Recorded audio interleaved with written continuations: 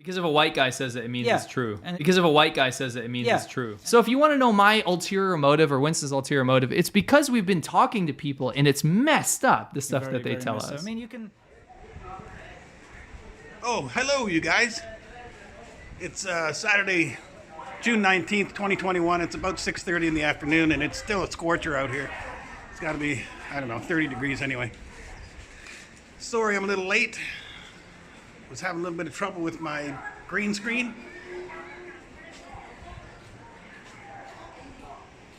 It's not easy to set up a green screen like this, but I wanted to at least have as good of a green screen as you guys.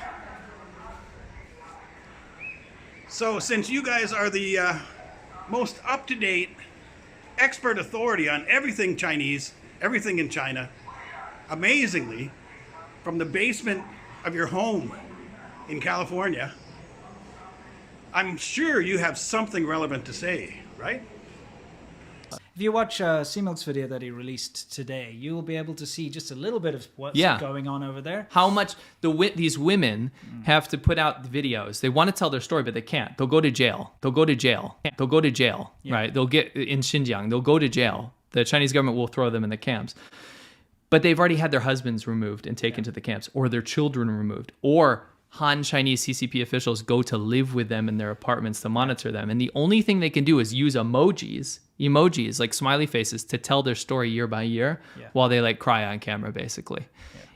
That shows you the level of oppression and surveillance if that's their last ditch attempt. Because if a white guy says it, it means it's true. And they can't use their voice or video to post anything that tells the truth about what happens, as they will be imprisoned, disappeared, or worse. So they've resorted to using cryptic emojis that tell the timeline of when their wives, husbands, and most disturbing, their children have been taken away from them.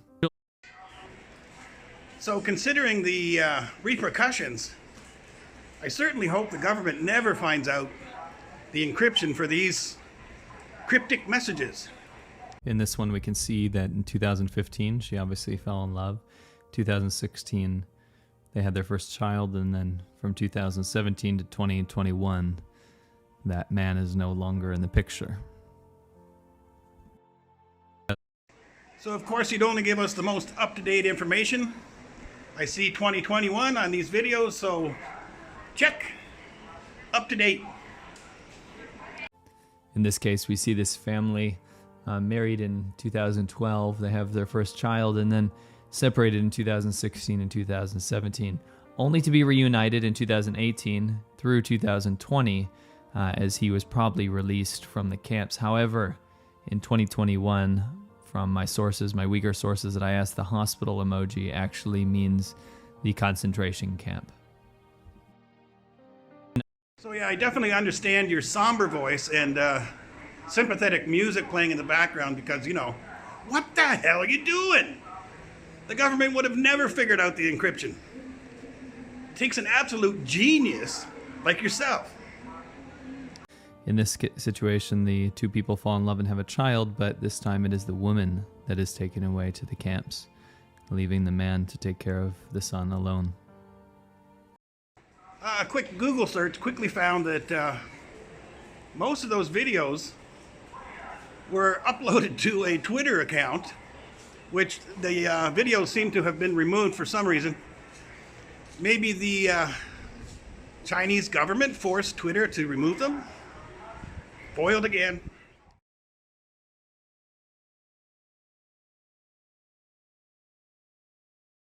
Although they've cracked down and censored these emoji videos because the Chinese government doesn't want these to get out to the general public.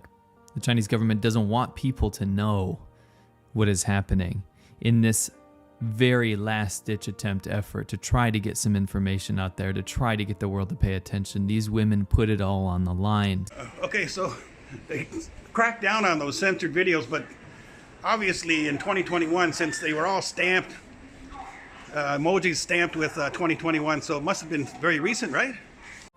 And despite them being censored for doing so, that hasn't stopped new trends from happening, which is now where women are just crying in front of photos of men in their lives that have been taken away, whether it be their fathers or uncles, brothers, relatives. People that they love have been removed and put into camps. This is desperation.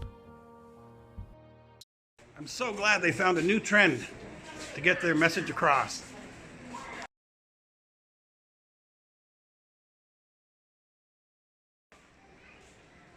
But wait, a quick Google search again for this woman or that woman from the crying videos seems to come back related to a YouTuber from United Arab Emirates who posted it in 2019.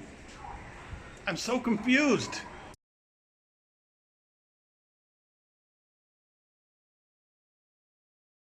But just imagine if your family was taken from you because of a maniacal dictator hell-bent on ultimate control and power. Because if a white guy says it, it means it's true. Because if a white guy says it, it means it's true.